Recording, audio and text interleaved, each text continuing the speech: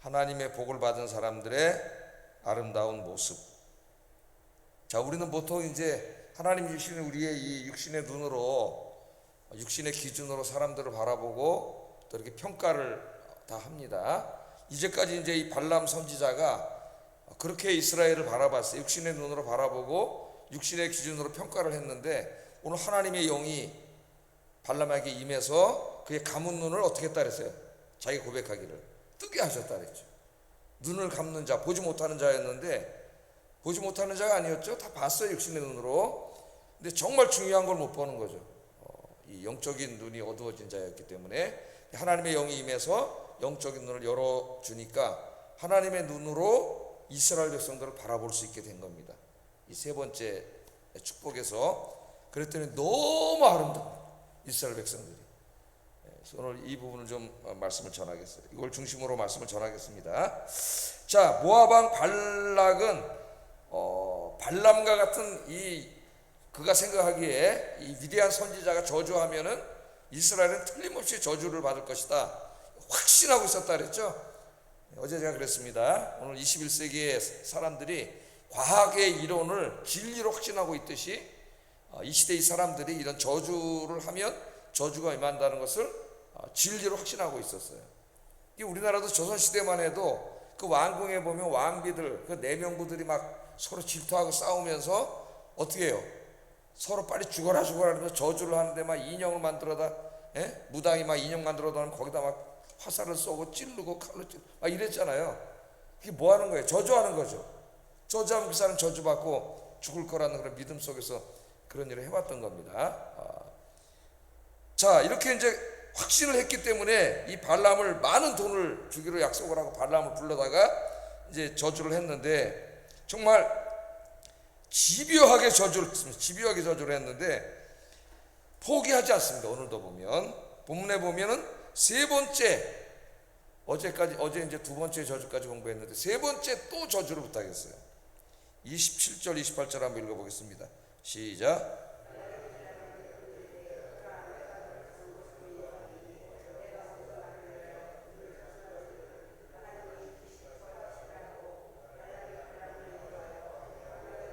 부올산 꼭대기에 이르니.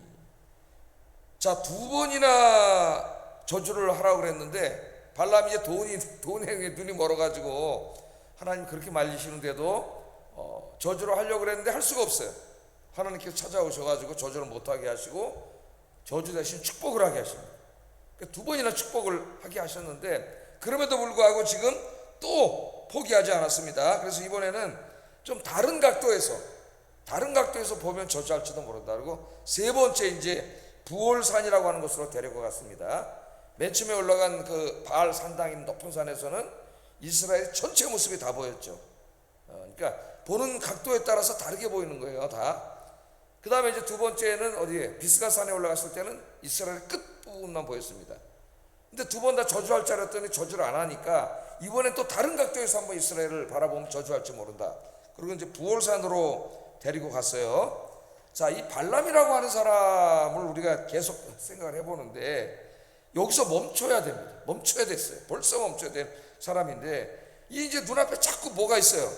발락이 뭘 준다 그래요. 자꾸 어마어마한 돈, 평생 동안 먹고 살 돈을 그냥 잔뜩 쌓아놓고 높은 지위와 이 돈을 준다 그러니까 여기에 지금 이 탐욕이 생겨가지고 이걸 여기서 멈춰야 되는데 멈추질 못하고 또 따라 올라갑니다. 이 사람이. 야, 참 대단하죠. 그 돈의 유혹이라는 게 한번 우리 마음속에 어떤 것을 탐하기 시작하면은 우리 인간의 힘으로는, 스스로의 힘으로는 이겨낼 수 없는 것 같아요, 이 탐욕이. 그래서 하나님이 탐심은 우상숭배다, 그렇게 말씀을 하셨어요. 자, 그래서 29절 30절에 보면은 첫 번째, 두 번째 그 저주를 부탁할 때와 같이 똑같이 또 제단을 쌓고 또 하나님 뜻을 묻겠다고 이 정신 나간 선지자가 또 그렇게 하고 있어요. 29절 30절 한번 읽어보겠습니다. 시작. 발람이 발락에게 이르되 나를 위하여 여기 7 제단을 쌓고 거기 수송아지 7마리와 수양 7마리를 준비하소서. 발락이 발람의 말대로 행하여 각 제단에 수송아지와 수양을 드리니라. 아멘. 요거로 쓰면 글은 잘 보이는데 익숙하지가 않아가지고 글은 너무 잘 보여서 그러구나 좋은데. 자, 이 몇 번째입니까 지금? 예? 모압 땅으로 오기 전에 자기 고향에 있을 때 이미 두 번 그랬죠? 그 다음에 이제 또 이 모압 땅으로 오는 길에 당나귀를 통해서 하나님이 또 한 번 깨닫게 하셨죠. 여기 와서 어제 공부한 것처럼 첫 번째 저주, 두 번째 저주 때 또 그랬죠. 다섯 번째입니다. 지금 다섯 번 이미 하나님이 하지 말라 그랬고 다섯 번 축복하셨어요. 그러니까 이제 깨달은 줄 알았는데, 이 발람 선지자가 깨달은 줄 알았는데 또 눈만 뜨면 발락이 뭐라 그래요? 왜 저주하려니까 축복을 했느냐? 그래서 뭘 보여줘요? 또 어마어마한 돈과 금과 은과 막 이 높은 지위를 주겠다니까 또 여기에 욕심이 확, 견물생심, 예? 욕심이 생기는 거예요. 여러분 지난번에 어떤 사람이 가다 돈을 확 뿌리니까 신문에 났잖아요. 그 길거리 행길에 막 떨어지는 사람들이 5만 원짜리인가 뭐 그렇다는데 그거 달려들어가지고 주느라고 막 눈이 확 멀어버려요. 눈이. 다섯 번째나 그랬는데도 깨닫지 못합니다. 자, 우리가 여기서 생각해야 되는 게 발람의 마음을 돈으로 사로잡아서 그를 타락시키려고 했던 누굴까요? 그게 발락일까요? 1차적으로 눈으로 보이는 건 발락이죠. 그런데 그 뒤에는 누가 있을까요, 여러분? 어둠의 권세자 사탄이 있는 거죠. 사탄이 발락의 마음을 장악해서 그를 유혹시키고 그 유혹을 받아가지고 다시 받은 탐심을 일으키게 해가지고 발람 안에 역사하는 거죠, 사탄이. 그런데 우리가 이 말씀을 보면서 사탄이 집요하게 하나님의 백성들을 공격한다는 거예요. 배고파 우는 사자가 먹이 찾는데 먹이 찾을 때까지, 잡아먹을 때까지 눈이 시뻘겋게 쫓아다니는 그 모습으로 오늘날도 이 어둠의 권세자가 될 수 있는 대로 하나님의 자녀들을 쓰러뜨리려고 한다 그랬어요. 그래서 사도 바울은 에베소서 6장에 하나님의 전신갑주를 입어야 된다 그랬죠. 우리의 싸움은 혈과 육에 관한 것이 아니요 뭐에 관한 것이에요? 하늘의 권세 잡은 어둠의 권세자에 대한 싸움이기 때문에 혈과 육으로 이길 수 있는 게 아니에요. 하나님의 전신갑주를 입어야 이길 수 있다. 그래서 기도와 말씀을 중심으로 하는 하나님의 전신갑주를 입어야 된다. 전신갑주는 뭡니까? 군인들이 전쟁에 나갈 때 입는 갑옷이죠. 전신무장을. 그래야 활이 날라오고 칼을 칠 때 죽지 않고 나갈 수가 있어요. 그래서 늘 기도와 말씀으로 영적으로 무장하지 않으면 이길 수 없다는 거예요. 지금 오늘 이 모습을 보세요. 지금 집요하게 좀 쓰러뜨리려고 그렇게 공격을 하고 있지 않습니까? 그래서 우리 예수님께서도 베드로에게 하신 말씀이지만 12 제자에게 하신 말씀이고 오늘 우리 모두에게 하시는 말씀입니다. 시험에 들지 않도록 깨어서 기도하라. 그렇게 말씀하셨어요. 그 말씀은 기도하지 않으면 시험에 든다는 거예요. 기도하지 않으면 시험에 듭니다. 마귀의 그 권세를 이길 수가 없어요. 기도하지 않으면. 마태복음 26장 40절 41절 예수님이 이렇게 부탁하셨습니다. 읽어봅니다. 시작.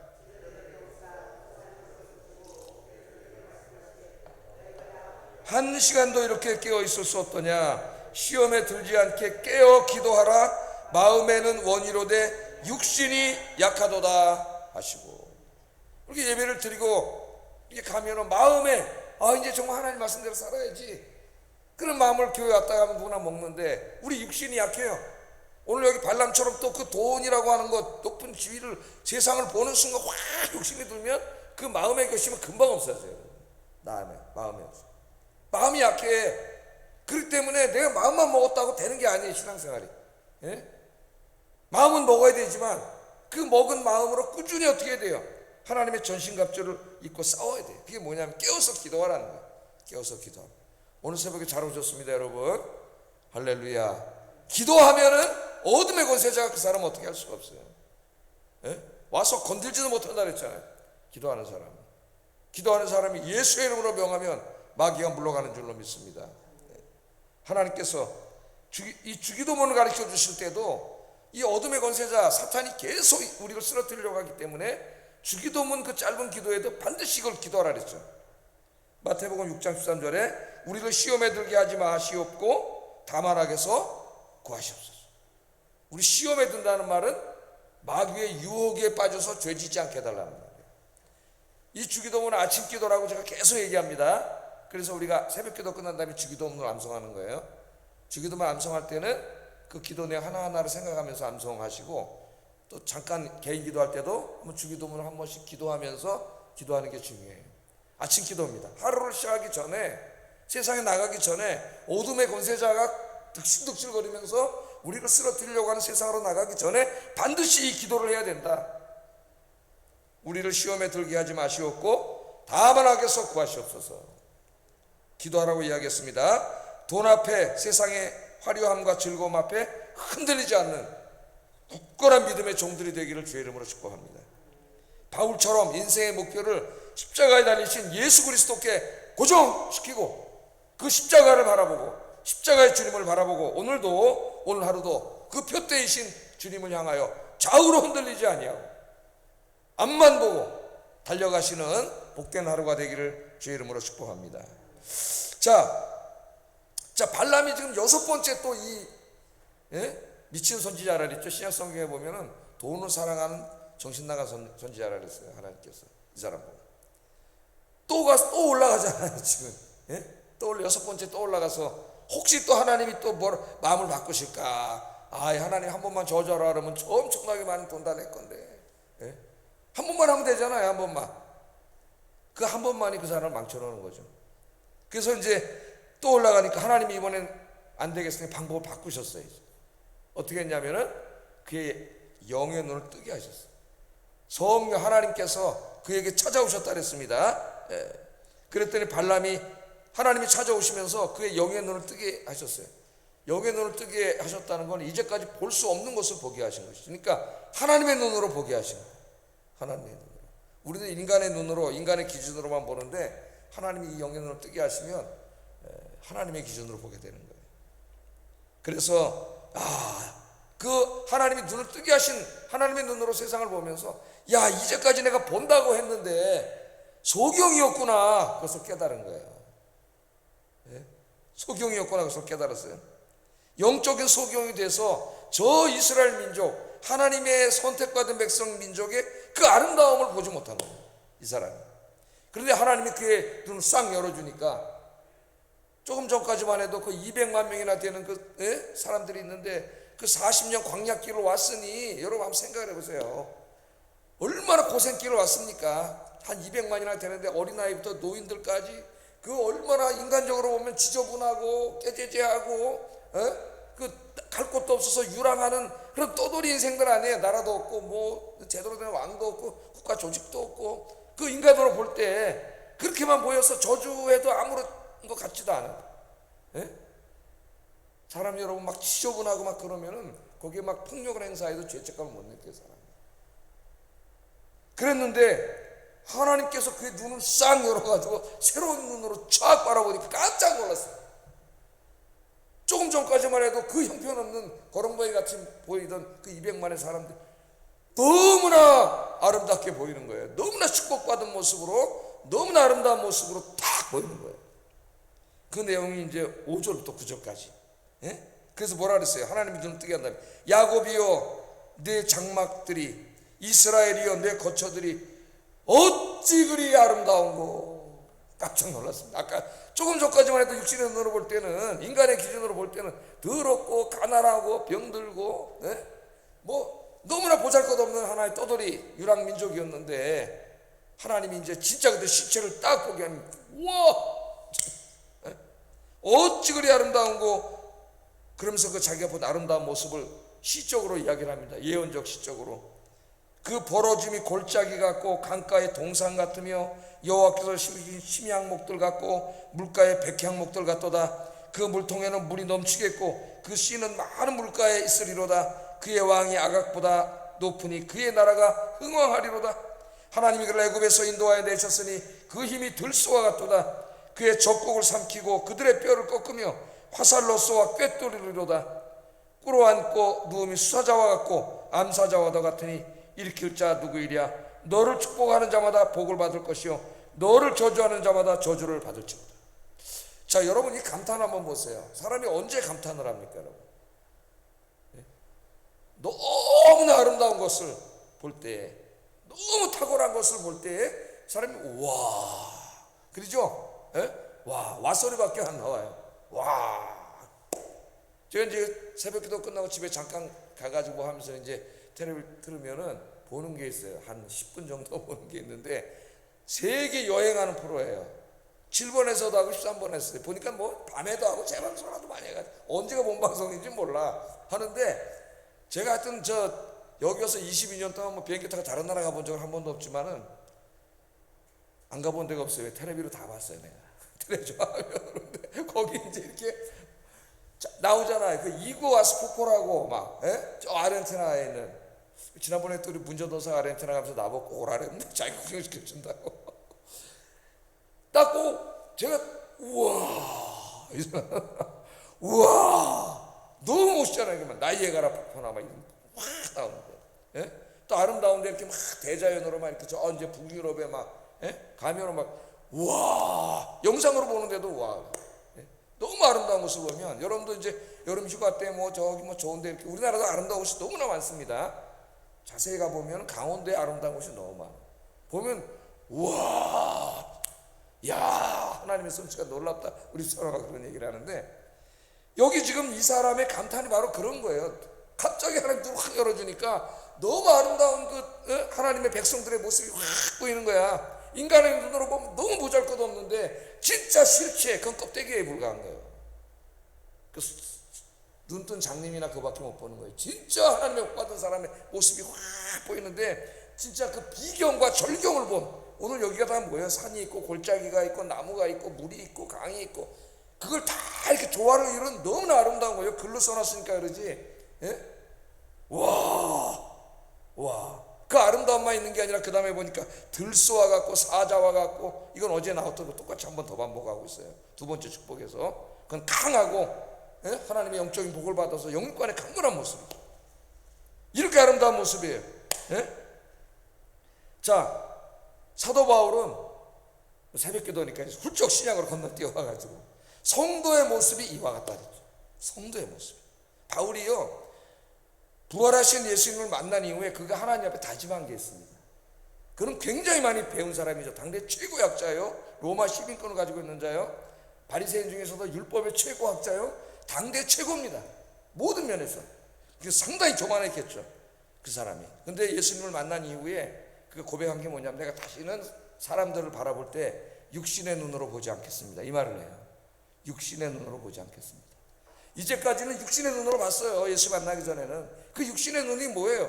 세상의 기준으로 보는 거지. 그 사람 돈이 얼마나 있나, 얼마나 출세했나, 성공했나, 얼마나 큰 집에 사나, 얼마나 사회적으로 높은 지위에 있나, 뭐 이런 기준으로만 사람을 보고, 그걸 갖춘 사람은 성공한 사람, 아름다운 사람, 능력 있는 사람, 그 세상 기준을 갖지 못한 사람은 형편없는 사람, 실패한 사람, 그 사람들 루저라 그러는데, 그렇게 바라봐 왔는데, 예수님, 부활하신 예수님 만나고 이제 진짜 눈을 뜨게 돼. 깜짝 놀란 거예요. 내가 다시는 이제 사람들을 육신의 눈으로 보지 않겠다, 육신의 기준으로 평가하지 않겠다. 그리고 한 말이 고린도후서 6장 9절 10절. 우리 성도들의 모습. 그 당시에 그리스도인들은 물론 부자들도 있었습니다만은 훨씬 더 많은 사람들은 가난했죠. 읽어보겠습니다. 시작. 징계를 받는 자 같으나 죽임을 당하지 아니하고, 근심하는 자 같으나 항상 기뻐하고, 가난한 자 같으나 많은 사람을 부유하게 하고, 아무것도 없는 자 같으나 모든 것을 가진 자로다. 이게 여러분의 정체성이에요. 믿음이 없으면은 앞에 것만 봅니다. 무명한 자요, 죽은 자 같고, 징계를 받는 자 같고, 근심하는 자, 가난한 자, 아무것도 없는 자. 예수 믿으면서도 자기 인생을 이런 시각으로만 바라보고 한탄하는 사람이 있어요. 그 사람 믿음이 문제예요. 믿음이. 우리의 실체의 모습은 뒤에 있는 거죠. 뒤에. 우리 유명한 자요, 살아있는 자요, 항상 기뻐하는 자요, 부유한 자요, 모든 것을 가진 자로다. 아멘. 이게 영적인 눈으로 바라본 하나님의 백성들의 모습이에요. 바로 여러분들의 모습이에요. 그래서 바울이 깜짝 놀란 거예요. 아, 내가 이제까지 장님이었구나. 오늘 여기 발람처럼 사람들을 장님의 눈으로 바라보면서 막 내가 평가했구나. 주님의 눈으로 바라보니까 이 가난하고 그 당시에 노예들도 많고 물론 부자도 있었지만은 이 사람들이 하나님 앞에 가장 부유한 자. 왜? 하나님 나라를 상속받을 사람들이에요. 하나님의 자녀예요. 아름다운 자들임을 발견하게 되고, 내가 다시는 육신의 눈으로 사람을 바라보지 않겠다. 그렇게 얘기했지 않습니까? 오늘 이 모습이 바로 축복받은 여러분들의 모습입니다. 여러분들의 모습. 나는 하나님의 사랑을 받은 자요, 하나님 앞에 가장 귀한 자요, 아름다운 자, 축복받은 자, 잠깐이면 하나님의 나라에서 이 엄청난 축복을 다 상속받을 자임을 깨닫고, 내가 누구인가를 분명히 깨닫고 오늘 하루도 승리하는 여러분 되기를 주의 이름으로 축복합니다. 그러나 그럼 우리의 소원은 맨날 저 천국에만 있습니까? 내세만 있습니까? 이 땅에서는요, 이 말씀 안에는 이 땅의 복도 이미 다 약속이 되어 있어요. 우리 하나 신명기 말씀 하나만 읽고 마치겠습니다. 신명기 28장 3절 8절, 그 유명한 말씀이죠. 예? 가나안 땅에 들어갔을 때 하나님이 이 땅에 살아가는 동안 우리의 궁극적인 복은 천국에 있지만, 이 땅에 살아가는 동안도 육신이 있는 동안은 육신의 필요가 있잖아요. 하나님이 풍족하게 채워주신다고 약속을 하죠. 성읍에서도 복을 받고 들에서도 복을 받을 것이며, 내 몸의 자녀와 내 토지의 소산과 내 짐승의 새끼와 소와 양의 새끼가 복을 받을 것이며, 내 광주리와 떡반죽 그릇이 복을 받을 것이며, 내가 들어와도 복을 받고 나가도 복을 받을 것이라. 아멘. 이 땅에서의 이 형통함의 복도 여러분에게 가득하기를 주의 이름으로 축복합니다. 기도하겠습니다.